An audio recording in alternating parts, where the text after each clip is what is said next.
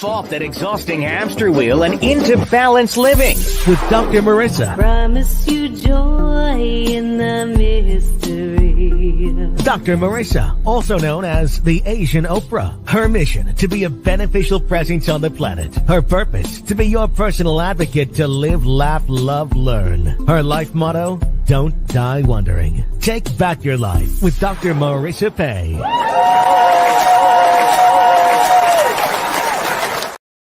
And welcome. You're tuned into Take My Advice. I'm not using it.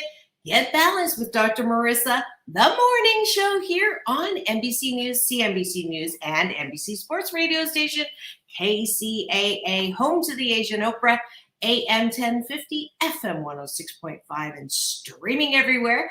iHeartRadio, Spotify, Stitcher, iTunes, TuneIn, Audible, Amazon Music, Tiki Live, Podchaser, JioSaavn, and about 28 other platforms. Why so many places? Because I want to maximize my splatter zone and I want you to be 88% happy. So I have topics and guests to that end so that you can know and understand things that are making you unhappy and adopt habits that make you happy, balancing out all the bad news out there that is so readily available. So I have had guests, if you just missed the beautiful, amazing Marion Ross mother that we all grew up with, Mrs. Cunningham. She came back to my studio at age 94. And make sure, if you missed that, to go to my YouTube channel that houses all now 950 something shows, 577 consecutive weeks or something like that. Because I refuse to acknowledge that I am growing older. I am ageless, but the reality is I know that at some point I'm going to need to get my affairs in order. And that is my segue to my wonderful guest today. His name is Glen Wagstaff. After working in the financial and estate planning industry for over 3 years, Glen graduated from the Reuben Clark Law School in 2013, accepted into the Utah Bar. His experience in the financial industry has given him a unique perspective on the needs most families have in regards to planning their estate.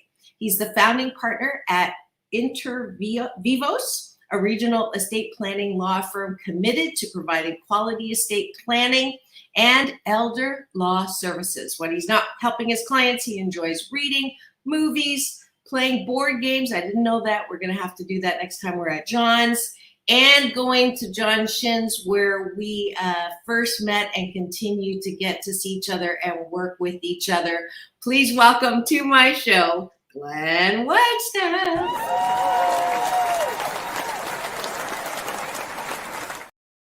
Good morning. Good morning. How are you? I'm happy, thank you. You want to just up the volume just a bit for yourself. Want to make sure we get all what you're saying here on the show.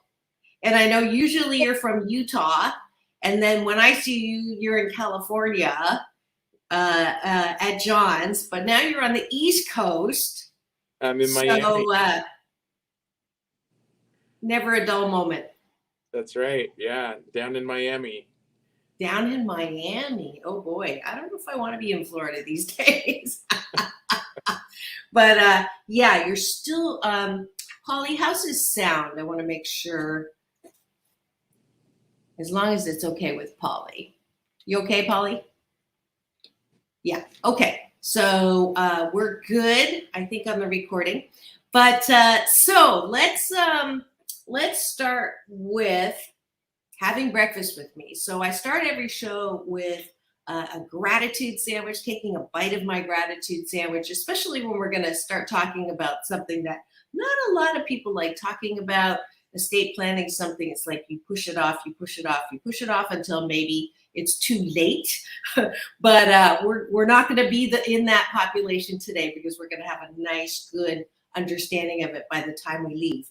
But I wanted to start with gratitude because it's a practice and a discipline that all of my listeners and watchers are getting familiar with this last year. Instead of doing this in the morning called doom scrolling or meaningless scrolling, I want you to start being grateful for what you have. And that definitely helps us with happiness. So we're going to do this real quick. 8 specific things that you are grateful for. We're going to go back and forth. If your eyeballs, I see the eyeballs rolling in. Thank you for live streaming or love streaming with us. Feel free to put your gratitude in the comment section and I'll pop you up here on the screen. And I am grateful that I checked in with Glen because he would be here in another time zone. So I'm glad that I did that this morning. I'm also grateful that the sun is trying to shine over here in California. We've had some San Francisco, or I should say Brussels weather with not much sun. So you go ahead and do your 2 gratitudes now. Well, yesterday was pouring down rain, torrential rain yesterday morning when I arrived. And this morning is bright and sunny, so I'm grateful for a sunny day. Beautiful. I'm grateful for technology that allows us to broadcast from anywhere. And last gratitude for me is I'm grateful that I am 88% moved in. So I'm no longer, under a pile. Moving, people don't think about the unpacking part. They think about the packing part, but the unpacking part is like, where is that? So I'm 88% done now. And what are you grateful for? I'm grateful for a supportive family. I wouldn't be able to travel this much if the family wasn't on board with things, but I'm grateful that they have my back. Yeah, and you have little ones too. So your gratitude better extend on steroids to the wife, right? How old are your little ones? So the oldest is 10 and the youngest is 2. Wow, that's so cool. That's so cool. 2 is a great age. There's nothing like they'll say anything, and I love that. I love that. All right, and that's the top of the button. Now we're going to go to the bottom of the button. Top of the button, gratitude, things outside of yourself. Appreciation is something that I think is the hallmark of mental health, because if you can't approve of yourself, how the fork do you expect other people to approve of you? Then you're going around looking for love in all the wrong places. Who loves me? Who likes me? Literally, how many likes am I getting? So what do you like about yourself, Glen? What do you appreciate about yourself? And I will say that I appreciate that I can do a lot of things in my life. And I appreciate that I knew at an early age that just doing one thing was not for me, and that it was okay. And no matter how many people told me, jack of all trades, master of none, that's BS. It's bullshitaki. You can do many things well in life. So that's what I appreciate about myself. Go ahead, Glenn. Well, I appreciate being an innovator. Some people would call it being a visionary. And I think one of my skills, or at least one of my gifts, is to be able to simplify being a visionary. Oh. And I think. Sorry about that. Oh, no problem. Be able to share things in the simple way, see the end from the beginning, sort of thing. So that's something that helps me a lot. Beautiful. I appreciate that. I am a fashionista. And one thing about moving is you discover how much you have in your closet. So I actually had a shop in my closet sale. So I appreciate that I know how to have creativity show up in my wardrobe. What do you appreciate about yourself? Well, I appreciate that, being an entrepreneur requires a lot of self-discipline and self-mastery. And last night when I was taking a red eye, one of the people that was there, mentioned, well, that's impressive, good job. You're going out, on a red eye and leaving the family. But I appreciate that I have that self-discipline. Yeah, I call it a blisscipline. The gospel according to Nike, just do it. And I'm a solopreneur. So I got nobody else to share the burden with. But thank you for joining us for breakfast. That's it for this morning's rendition of Taking a Bite Out of My Gratitude Sandwich. Thank you for joining us in that. I promise that if you do this for 28 consecutive days, your days that are sandwiched between gratitude and appreciation will have a much higher level of happiness.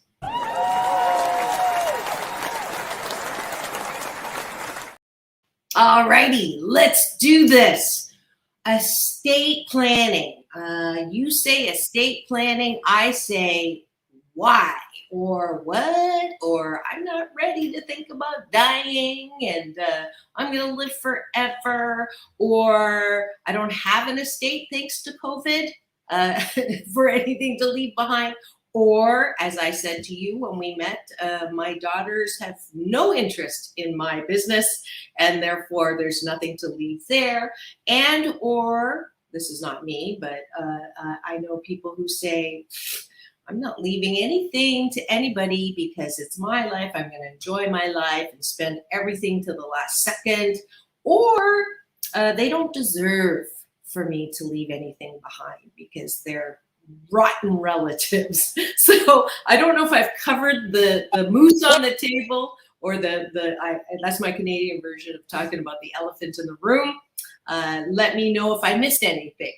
But that's what we're talking about today. So thank you for tuning in. You are tuned in to Take My Advice. I'm not using it. Get balanced with Dr. Marissa, the morning show on KCAA, AM 1050, FM 106.5, streaming everywhere, and home to the Asian Oprah and the station that leaves no listener behind. My special guest this morning is Glen Wagstaff, and he is tuning in from Miami or Florida, or somewhere in Florida, and he's going to uncomplicate for me the whole notion of estate and legacy planning. So take it away. Well, just like you said, I think a lot of times as estate planners, we get lumped in with the same kind of messaging or the same perception of undertakers. And it's not really the same. In fact, it's probably very opposite sides of the spectrum. But I think a lot of times people just don't want to think about their own mortality. And the reality is that how we live is going to influence the legacy we leave after we die. And so estate planning is nothing more, nothing less than planning around emergencies and making sure that people are empowered to manage situations if there was an emergency or if somebody passes away or if somebody becomes incapacitated. And unfortunately, 80% of Americans don't have a proper plan in place. How many percent? Close to 80%. I mean, no. There's about 60% of people that don't have anything, like anything. Wow. And another 20% or so that probably haven't updated it, or they did it wrong, or they are just not aware of, the complexities that they really have. Wow, that's stunning. That statistic is stunning. I knew that not everybody did, but I had no clue it was that prominent. And I just had a friend of a friend pass away. I got to first time was in the room when they turned the life support systems, and I just found out that he had nothing as well. So he's one of the majority, unfortunately. And then what happens if you don't have anything? Well, and all of us probably have a story like that of somebody that we knew that didn't have a plan, they passed away. And then we hear those stories about people who, I grew up in Santa Ana, Southern California, and people would always come by the house and they would have a little box and they'd be asking for money to be able to pay for the funeral for their loved one, or to be able to, help the family get by now that the parents have passed or something like that. And that's what happens when you don't have a plan. But the reality is that without the right documents, most estates end up in a process called probate.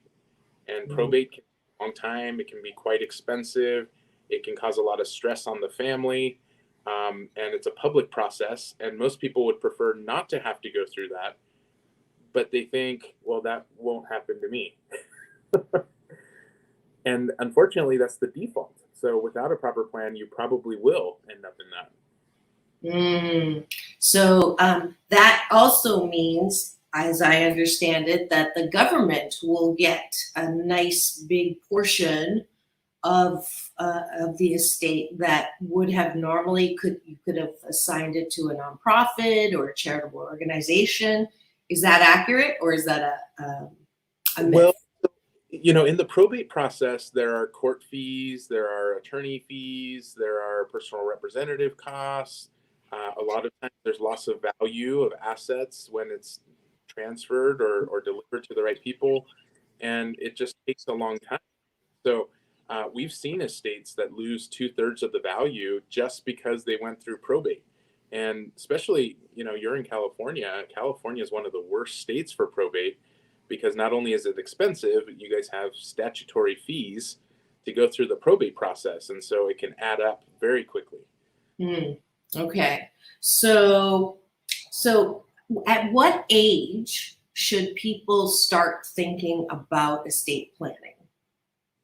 Well, that's an interesting question, because traditionally, most people wait until they're in their 60s or 70s. But the most vulnerable, the most important time is when you have a young family. So, all my kids are still pretty young. The youngest is 2. I remember when my last one was born, and thinking, if I'm not here to raise this child, who would be able to take care of them? How would they take care of them? What would I want as a parent to happen with them? If I don't express those things in writing in a legal form, then nobody is going to be able to do that. And so you're actually most vulnerable when you have minor children.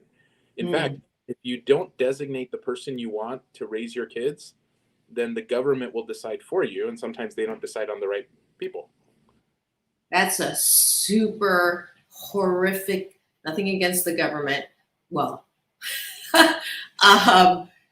depends on who's in charge. But aside, if you do not have a will, right? Is that what we're talking? If you don't have a document that says, I want so-and-so to raise my children should I die, then the government decides who that's going to be. Like that, I want that to, obviously, I'm repeating you because I didn't know that. And that is a seriously good reason to get your affairs in order way before you think you're going to go to the other side. So that's reason. What's another? Okay, so we've got. I'm loading the deck here on all the reasons why people need to contact you or someone who is doing this kind of work. Okay, so people are having young kids in their 30s. So we're talking as early as 30, 20s. Well, it's kind of gone out of fashion, but.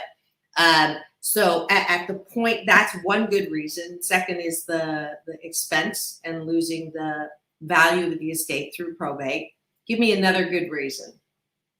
Well, another reason is to have your wishes known of what you want to have happen.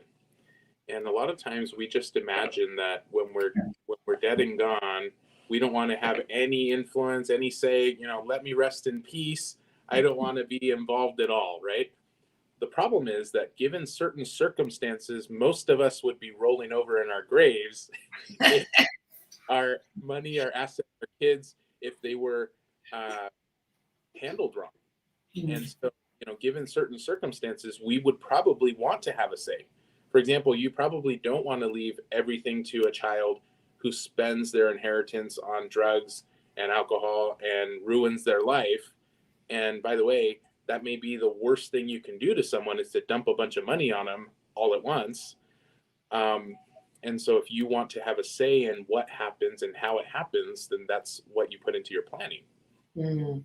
That's really important. And I just recently went through this process with Glen. And the nice thing about it, too, as a side benefit, not only do I now have something to hold over my kids, just kidding.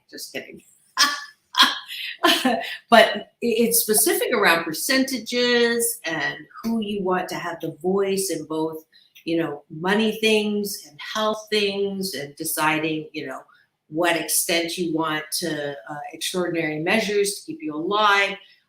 There's also the donation side of it, which I wasn't really aware of, like what percent do you want to give to, obviously I'm part of Agape International Spiritual Center, very important to me. That's where I feel like I got my second breath, or my life, my new legacy.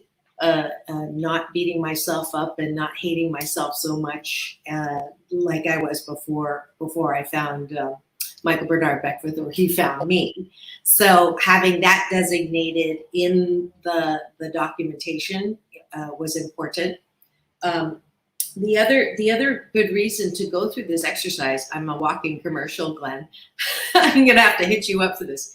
Is I had to practice what I teach, which is I had to take a California minute to really think about where I am in life now, and really what I still wanted to do for the rest of my life. And it was such a shock to me, because I think, because I say on the air, or when I'm interviewing people, I don't have an answering machine, I have a questioning machine. And then when you call me, it says, who are you and what do you want? And I use that on other people all the time. And I was a little dismayed with myself that it'd been a while since I'd asked that question. And so when Glenn asked that question, he kind of really, he pulled out my proverbial rug under my nice, safe, cuddly little space around, oh, I'm good, everything's great, and I love my life. And all my social media people know I love my life. That's my expression, and it's true. But I had kind of put into the back corner some of those visions or dreams or aspirations, or things in my rearview mirror. And Glenn's question, he said, well, that's a pretty dangerous place for an entrepreneur to be in. I'll never forget when you said, I'm like, what? Usually people are like, oh, that's so great, Dr. Marissa. You're happy, you're satisfied. And it rocked me. And I got extremely emotional, as you remember. And it really launched me into this, one more time, progress in life is not straight line. It's recycling through, who am I? And what do I want? And it's never the same. And as Abraham Hicks will say, law of attraction, my other discipline, is you're never going to get it done, and you're never going to get it right. So I want to commend Glenn. I'm going to give you the Beneficial Presence on the Planet Award, in fact, because you helped me specifically.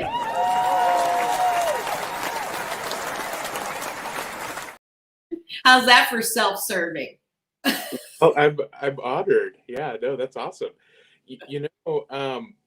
I think that in a lot of ways we get the opportunity to define our identity as a person more than once, right? And in life, you get to choose how you're going to live your life, and who you're going to be, and how you're going to be, and all of those sort of things. And as we grow up, that's part of the identity that we develop for ourselves.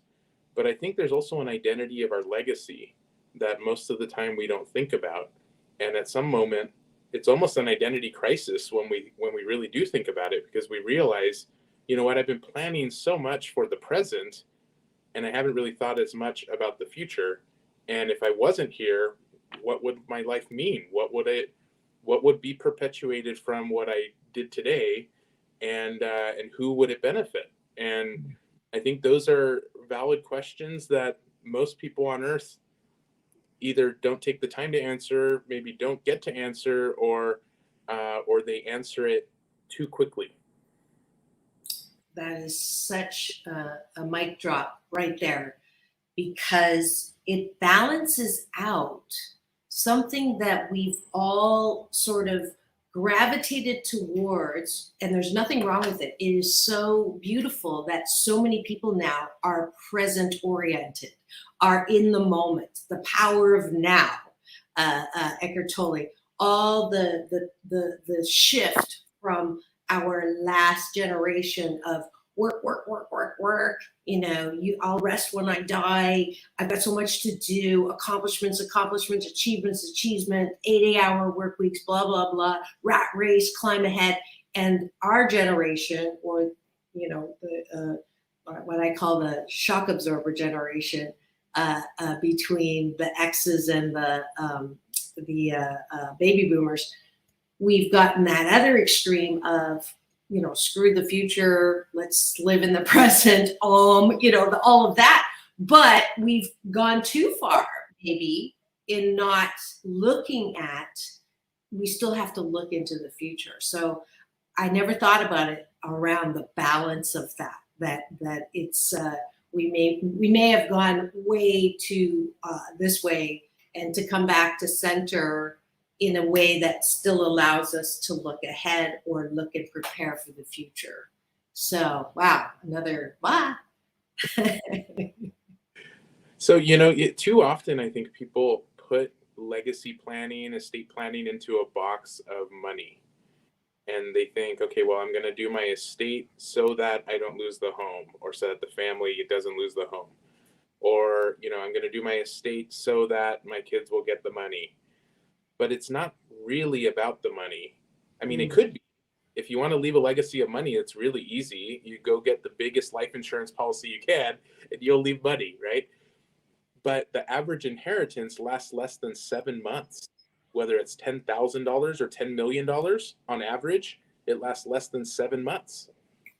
Wow. Where did that statistic come from? They've done studies, right? Wow. And you know, if you imagine working your entire life, paying off your house, paying off your debt, saving up money, you have life insurance, you want to leave all this for your family, and then in 7 months it's all gone. I mean, that's not the intention most people would have, but on average that's what happens. And so if you don't want that to happen, then your legacy needs to be more than just the money. It needs to be a legacy of values, or a legacy of, you know, intentions, or a legacy of other things beyond just the money. What else would it involve then, if it's not just the money? Well, you know, the ultra wealthy and the families that have perpetuated wealth for the longest in the United States, they don't just pass on wealth. They don't just pass on money. They pass on connections. They pass on relationships. They pass on identity, right? They pass on, and there are some things that money can't buy, by the way, that, you know, that the ultra wealthy, you know, influential families are able to enjoy, not because they have the money, but because they have the influence that they've established from generation to generation. That's wow. Okay. So I think I'm just trying to get some of the statistics here that I think are just like mind blowing. Well, let me share one more thing. Yeah. You know, we're seeing the first generation of Black and brown millionaires passing away. And, you know, we always talk about the shift in landscape of, you know, providing opportunities to maybe cultures or people that haven't had those opportunities in the past. If that's going to perpetuate, it will be in direct relation to people actually doing proper planning. Because if you don't leave the wealth that's accumulated properly to the next generation, within 2-3 generations, they say rags to riches to rags in 3 generations. And it could all be lost, right? If it's not passed on properly. So, if not planned, can go from rags to riches, to rags and riches in 3 generations.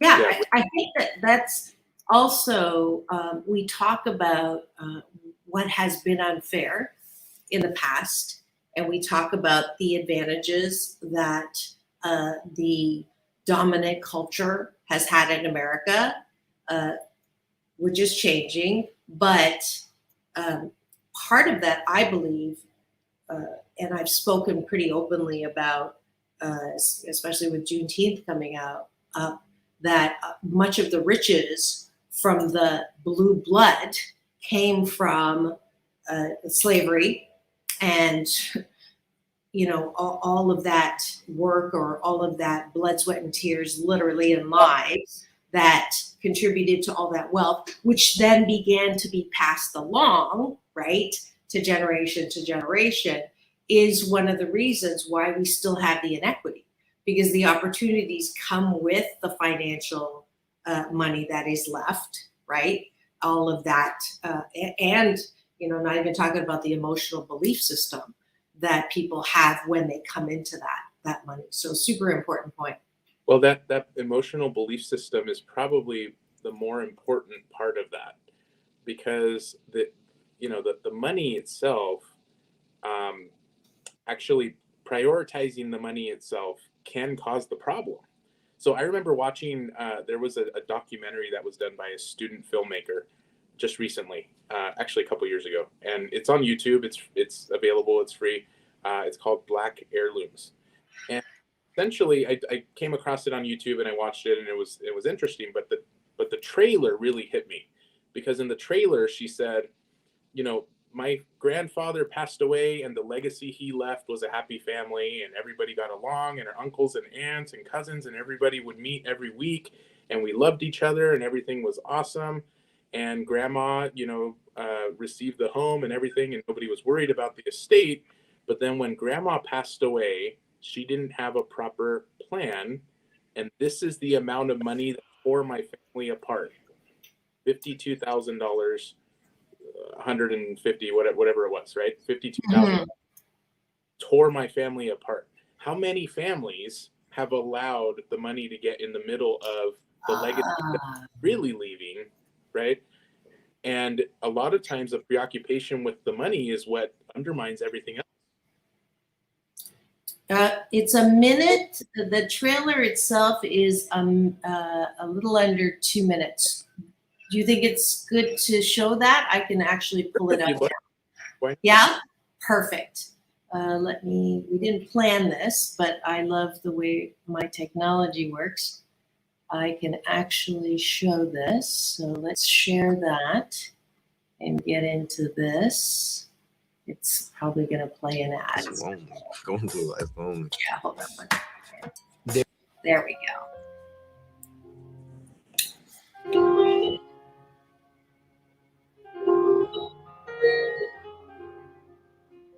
My grandmother has lived at this house for as long as I can remember. She helped to raise me and all of my cousins. This kitchen is where she made her world-famous chicken and dumplings from scratch. This is the piano where she put all of our school pictures, even the ugly ones. And this is my grandmother. This is her sister and her brother, my Uncle LJ. This is her and my grandfather before he passed away. This is the painting that she keeps of him in her hallway. Together they had 8 kids. This is my Uncle Harry, Uncle Val, and Uncle Jake, better known as the Royal Boys. These are just a few of my cousins. Here we are in front of my grandmother's house after Thanksgiving dinner. This is my cousin Gina and my cousin Chris with their parents and my grandmother at Gina's graduation. They have their own kids now. These are my cousins Malcolm and Gabriel. They live in New York City. This is all of us when Chris was still a baby. This is my Aunt Dawn and my Aunt Janet in Oklahoma. They were the first in our family to graduate from college. This is my family.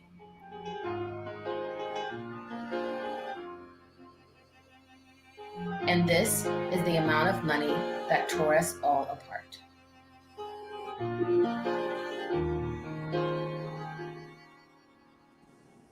You see the impact, right? Wow. Mm-hmm. With that sort of thing, I mean, how many families are in that situation and they come to me and they say, well, we don't have anything, so we don't need an estate plan.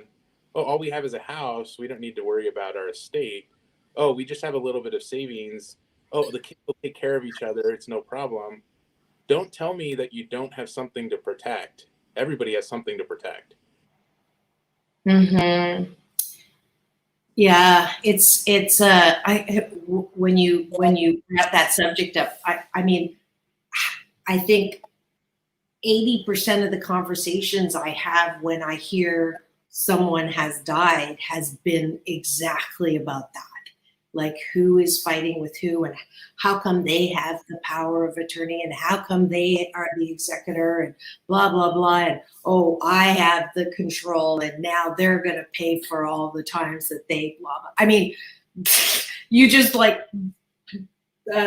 pulled into my awareness just the plethora of conversations around this that I've heard about, and yeah.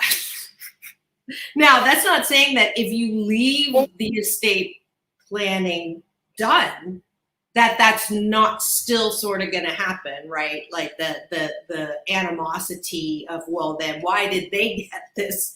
And so I mean, there's that too. But I can only imagine, if you don't have the direction, the fighting that's going to go on to grab a portion of nothing by the time you get done with the lawyers and probate, and it's like a negative thing. Yeah, exactly.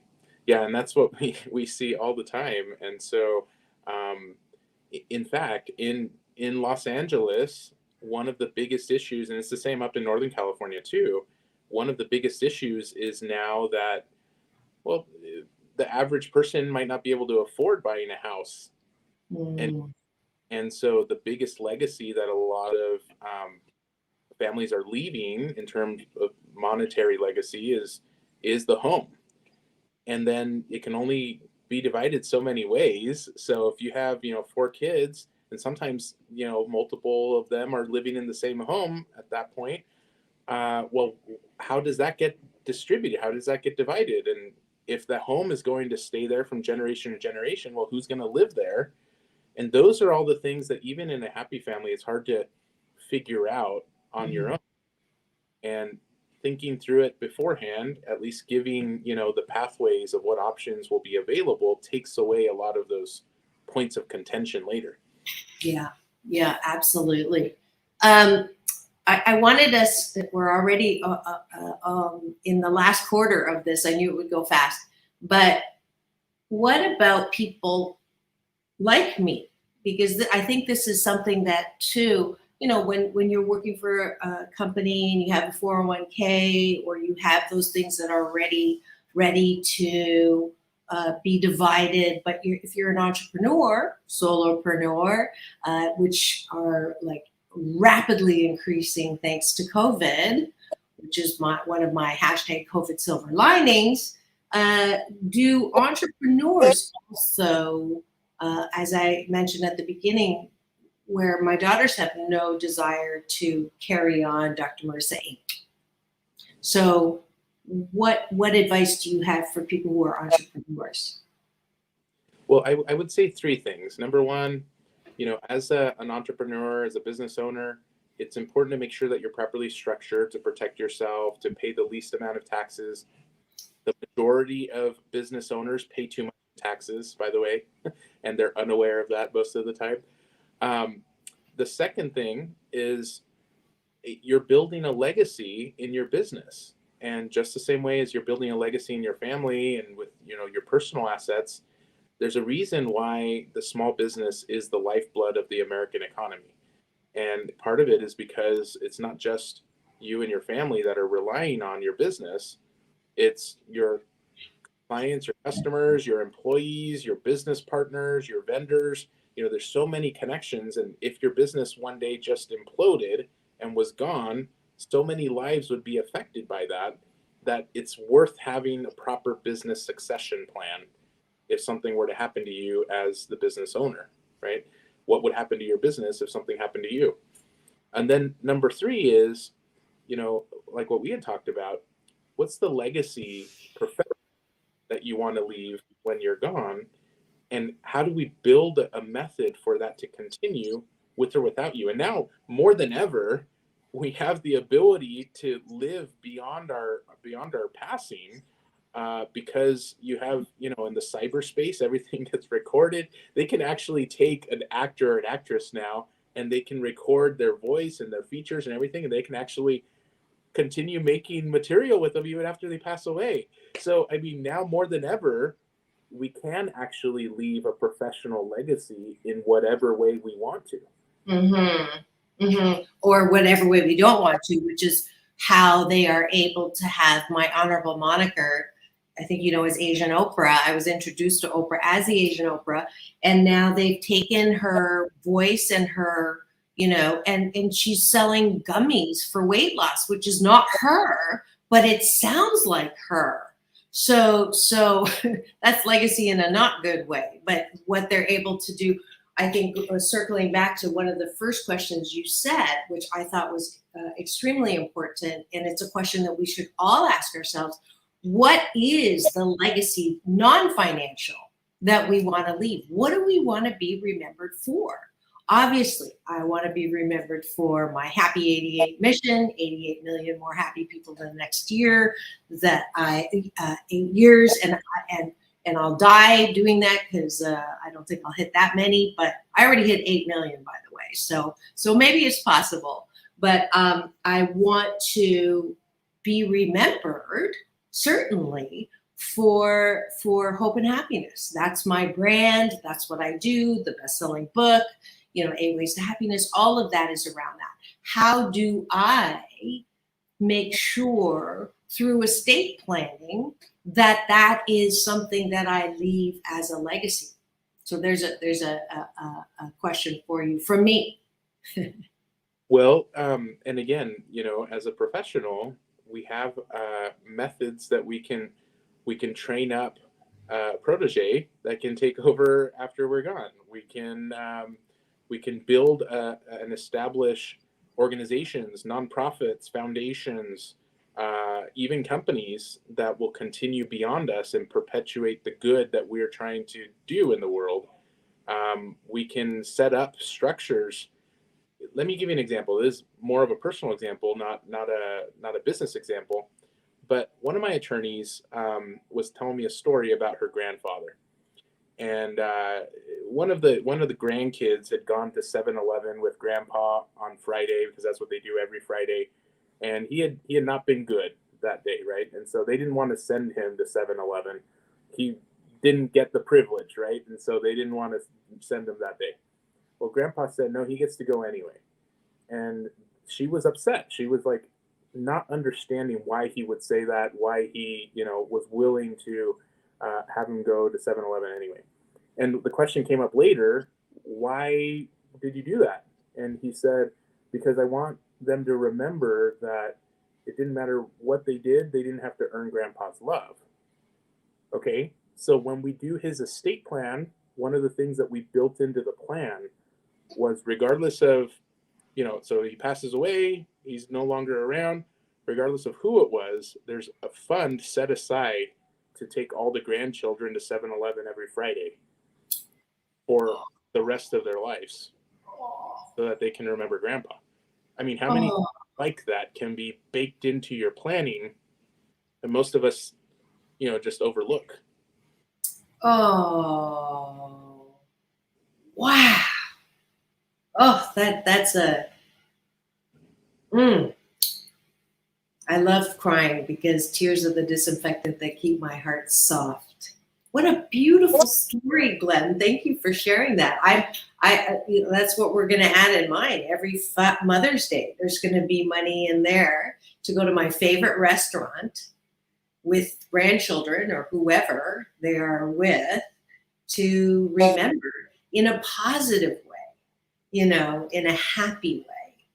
And I think that is also part of my brand, because I think that people take death way too seriously, and they forget where they're going, that we all come from there and all are going back, that quantum beautiful place of peace and warmth and music and all of that. So what a great way to leave that legacy.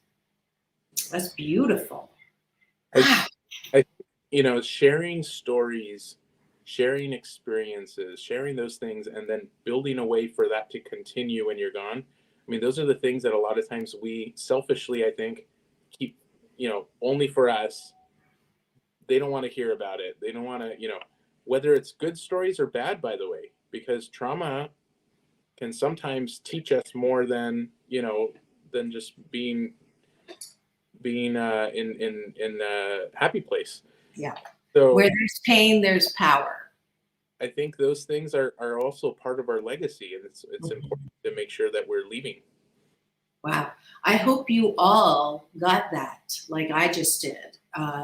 Never in a gazillion years would I have equated going to 7-Eleven as a memory of grandpa with estate planning.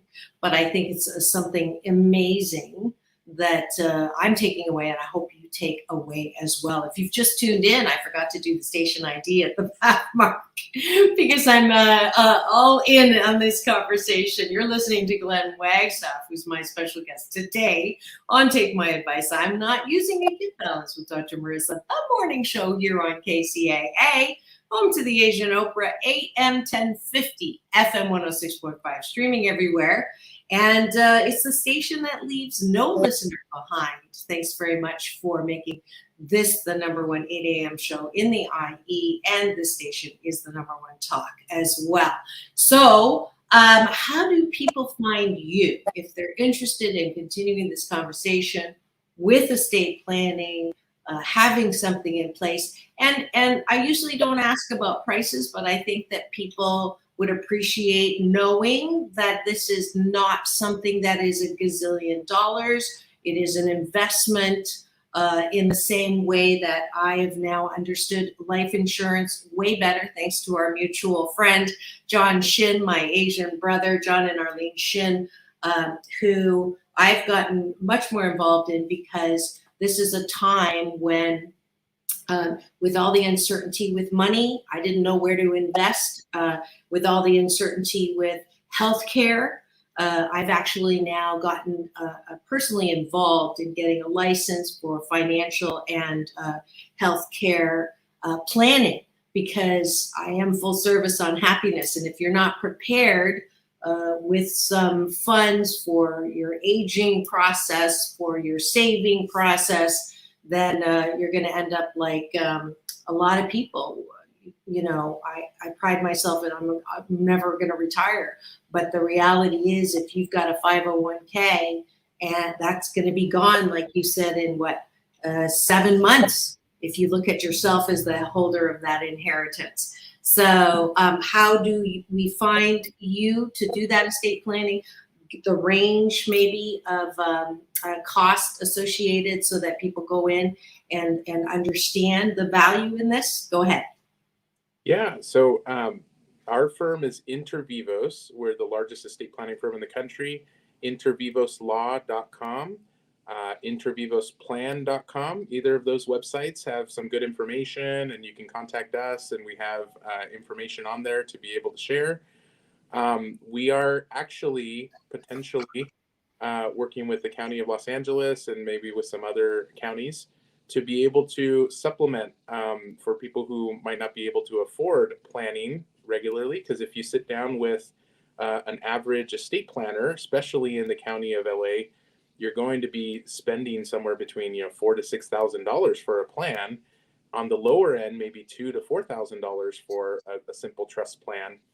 But we have options that can get, to about half of that, right? And we actually have the most affordable plan on the market now, which is a $50 a month option to be able to do a complete trust plan for, a simple situation.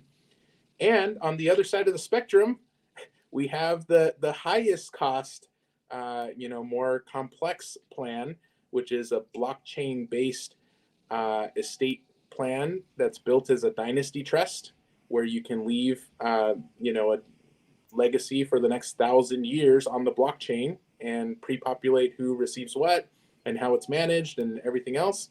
And so everything in between. And our intention is to provide planning and solutions to every family and make it as affordable as possible. Great. There is the website, You can pull that up and let's do a And little for scroll. any of the listeners, if you wanted to get our discounted pricing, make sure that you tell us that you came from Dr. Marissa's show, because otherwise you'll get our regular pricing. There you go. That's your Asian Oprah giveaway. Today you get a discount on your estate planning. And here's all the different types: advanced, a legacy, wills and trusts. Let's see, you've got a variety: guardianships and conservatorships. We haven't even talked about that. Specialty estate planning, probate, and estate administration. So that's the fundamental one, right? Probate and estate administration, advanced legacy planning. What is the conservator and guardianships? Is that the parent one? So that's, if you don't have the right documents in place and you become incapacitated, or you cannot make decisions for yourself, then the court can grant someone authority to make decisions for you, and that's called a guardianship or a conservatorship. But that process can take a long time. It can be expensive. If you have a special needs child and they turn 18, now they're an adult, they may not be able to make decisions for themselves, and there may be a need for someone to be a guardian or conservator. Again, it's something that without the right documents in place can become a big problem. And generally speaking, simple documents can avoid the need for a guardianship or a conservatorship. Wow. Planning for people, planning for causes, planning for assets, planning for business. That's a pretty nice summary of what we've been talking about today. Any final words that you have for my listening and watching audience? Well, hopefully what we've shared today helps everyone to think of planning not so much as planning for your death and who's going to get what. Hopefully it's a little bit more about planning for your legacy and helping our lives to mean more with what we do and how we leave things. Mm-hmm. Beautiful. Well, you heard it here, and that's definitely a way that we can up our happiness level now and later, because the last thing we want is to leave our loved ones, one, in a place where they're going to be stressed or in debt trying to bury us or cremate us or whatever means you want to leave the planet, your body, but also to make sure that the legacy that you intend to leave is the one that you leave. So who wants to leave conflict instead of who wants to leave care, hope and happiness, I'm sure, even if it isn't your brand. Thank you so much, Glen, for coming into my studio live here today, sharing your wisdom, your strength and hope, and your hope and happiness for us all. I want to remind you, tomorrow is Straight Talk with Dr. Marissa and Sam Works, where we put the relationship moose on the table, even when it comes to intimacy, positions, exhilaration. I don't want to use too many of the tantalizing words because we were talking about estate planning, but in case we have a PG audience, tomorrow is not PG. And then Friday, Tempting Conversations with Dr. Marissa and Alan Carter, who is the daughter of the founder of the Temptations, Otis Williams. Thanks so much for tuning in. Remember, it's all about balance, and I have my guests do this as well. If you can hold up your peace sign, it's all about balance. Sign or the fight on sign? Peace sign. I taught at UCLA. Do not do fight on. Peace in. So fight on. I know. Peace out, world peace through, inner peace. I've forgiven you for that. Now go and have the best day ever. We'll see you tomorrow.